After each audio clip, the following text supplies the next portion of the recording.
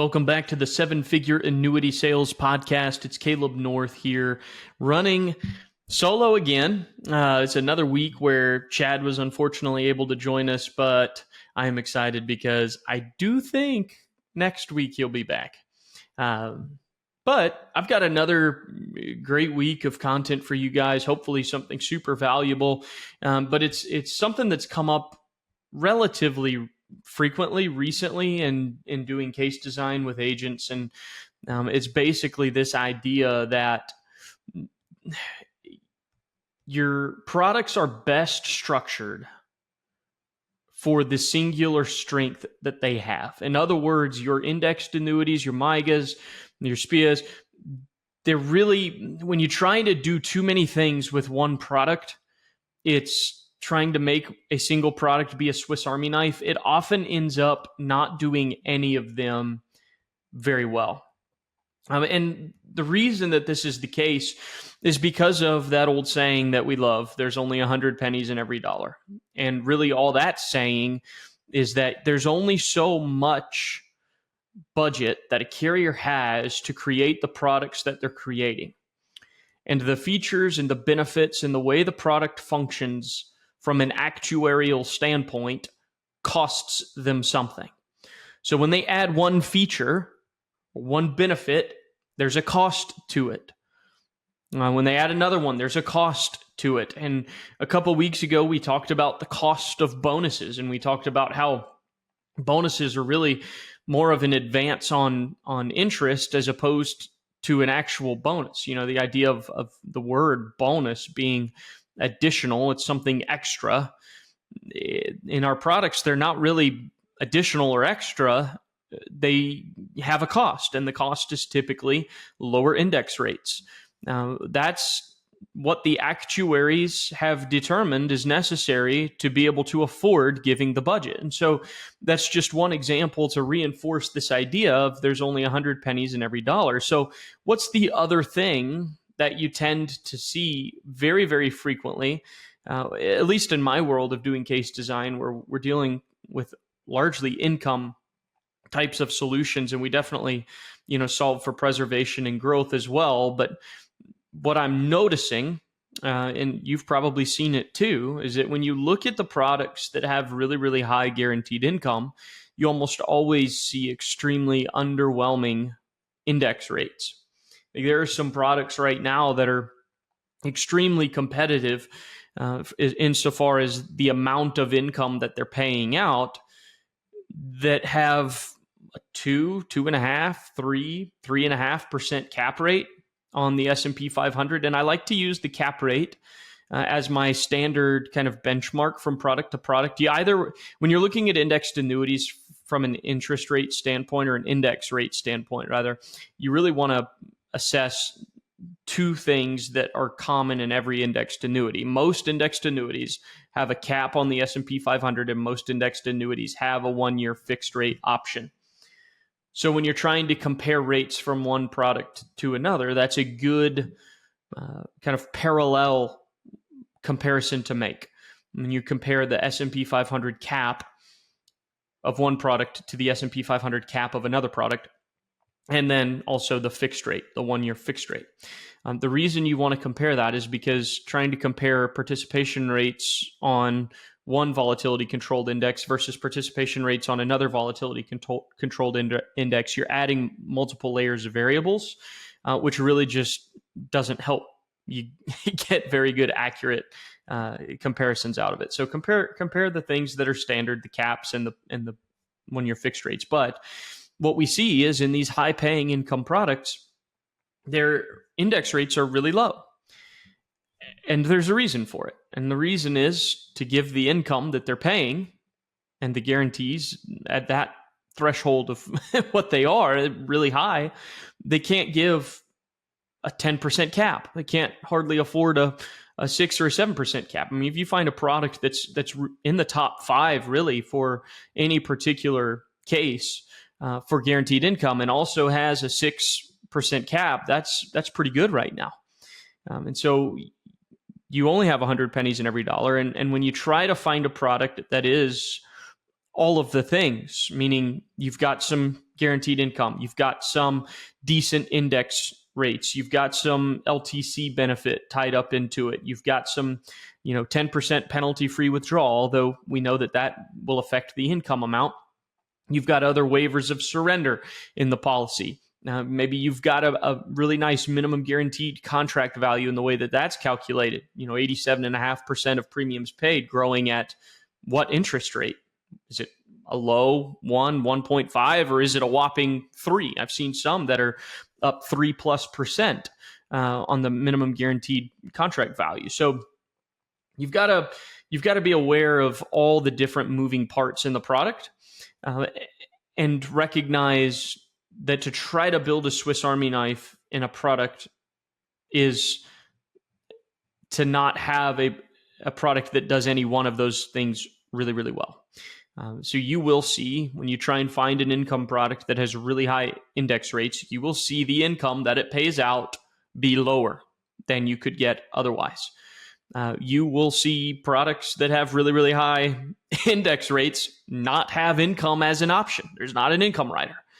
You'll find products that have extremely favorable LTC benefits in regards to the income that they're paying, have lower index rates as well. And so I'm saying all of this to say that what you really need to do from a case design perspective is price out the premium that's being used to solve the different needs the client has.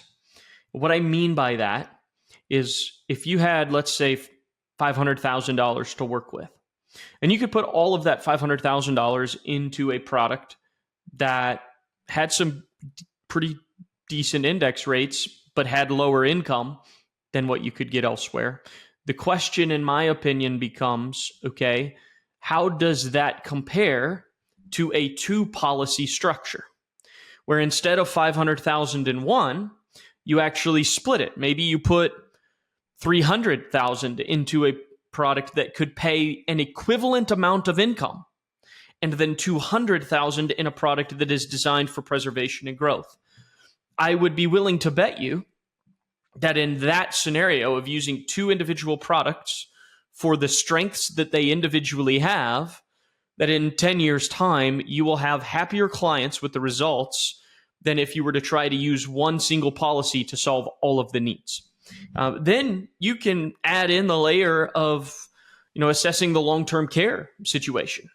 And we've got policies out there, products out there that are annuity-based, LTC benefited products, meaning the way that they're designed and what they're designed to do is pay out benefits for LTC. And you can get some really nice monthly payouts on $50,000 to $100,000 in premium. So that same scenario, what happens if you were to put $250,000 in an income product and $150,000 into just a regular old indexed annuity, and then what does that leave over? $100,000 into an LTC product? So again, what we're looking at is splitting the premium up into the products and the policies that best solve that individual need. And the way that I encourage agents to think about this is in line with the stages of life in retirement. The reality is, everybody that retires, or the vast majority of people that retire, are going to need their retirement income baseline before they need long-term care. And the vast majority of people will need the long-term care benefits before they need a death benefit. And so when we plan in reverse order, we often end up shorting them here and now. And what I mean by that is, when we plan for death benefit, and then we plan for LTC, and then we plan for living right now, we often end up leaving the client with a shortfall, or just a shortcoming in their current situation. So we need to plan in accordance with the season and the chronological nature that those seasons progress with. So we go from healthy, some people call them the go-go years, Okay? It's like you're healthy, you're living, you're doing your thing, you're enjoying your retirement, the thing that you've just worked the last 30 or 40 years to accomplish. Let's actually enjoy it. Let's solve for that first and use the product that solves that need best. Then you get into some people call them slow-go years, where things start to slow down. Maybe that's the season in which you start to, slow-go, no-go is kind of that season of LTC. And then eventually you die and you want to leave things to heirs and beneficiaries. But you plan in that chronological order. And you use the premium necessary to solve the most immediate need first. And you forego whatever need is there that is later on. And it's not to say that it doesn't matter. It's to say that to give it a precedence over what is actually here and now is, in my opinion, pretty gross misplanning. Somebody that is so concerned about needing LTC, but they have a $2,000 monthly shortfall of their income, for you to take $100,000, $150,000, $200,000 and try and solve the LTC need, but not the shortfall of income here and now, is to position them for, I don't even see how that's solving a problem, because there's a scenario in which they may not even ever need the LTC that you sold them. They could die before that even happens. They could end up in an accident. They could heart attack, stroke. There's a bunch of scenarios in which the need for LTC isn't even there. And so you want to solve the problems in the order that they are most immediate. So we go from here and now income needs to LTC to legacy and death benefit, and use the individual product that solves that stage's needs best. And two things I think will happen. At least I've seen these two things happen in numerous instances with agents that I've applied this methodology to. Solution number one is the client sees all of the benefits and all of the needs being met with guarantees. Okay?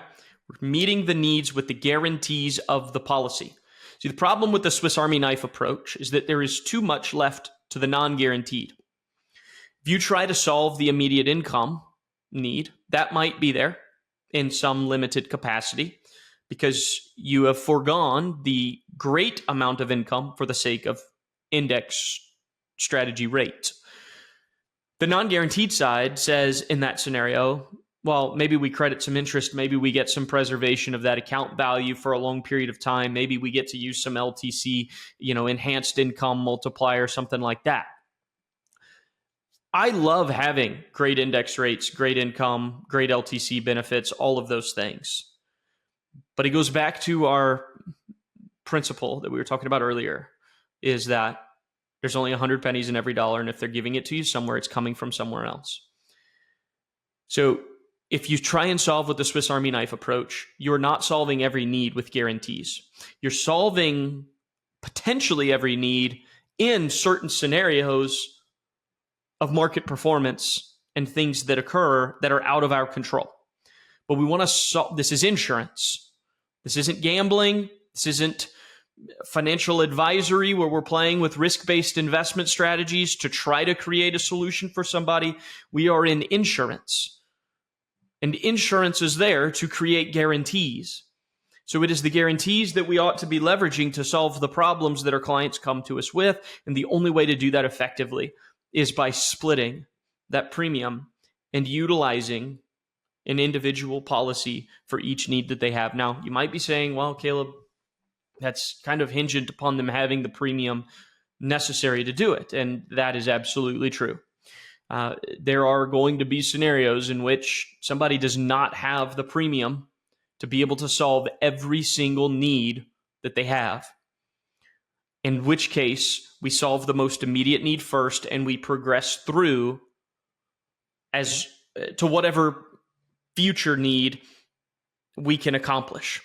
In other words, if somebody comes to you and they've got a you know, it's just easy numbers. Let's just say they've got a $1,500 monthly shortfall, and they've got, let's see, what would that be? $200,000 in premium. I'm just going to do some quick math here. Yeah, 1,500 over a 12-month period is 18 grand.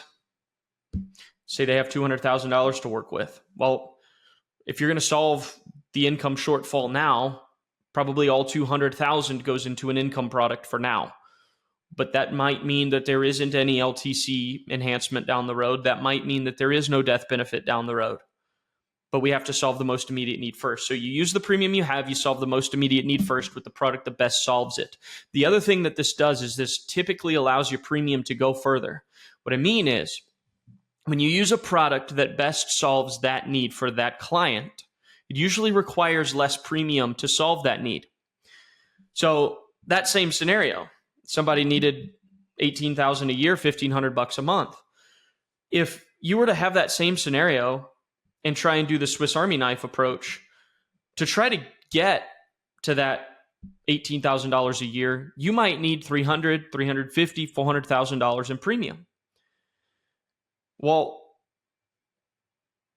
that solves their need, but they don't have the premium. So what am I saying here? I'm saying that hypothetically, if they have a limited amount of premium, a smaller amount of that premium can be used to solve each individual need. So you're allocating it to where it is most efficient. I think of it like this, and I gave Chad this kind of analogy one time. Henry Ford created the assembly line to maximize the output of his employees by maximizing the efficiency. When you have an individual that they understand inside and out the one role that they are responsible for, they are setting this engine bolt, they are putting this belt on, they are attaching this wheel to this hub. Whatever the situation is, they get so good at that one thing, they become so efficient at that one thing, the output that they have is greater than one person trying to build the entire car. This revolutionized, obviously, the automobile industry and the way that we approach, any kind of manufacturing in general. We can do the same thing with the products that we have. We can leverage individual products and policies at the thing that they are most efficient in to create a maximized output per dollar of premium.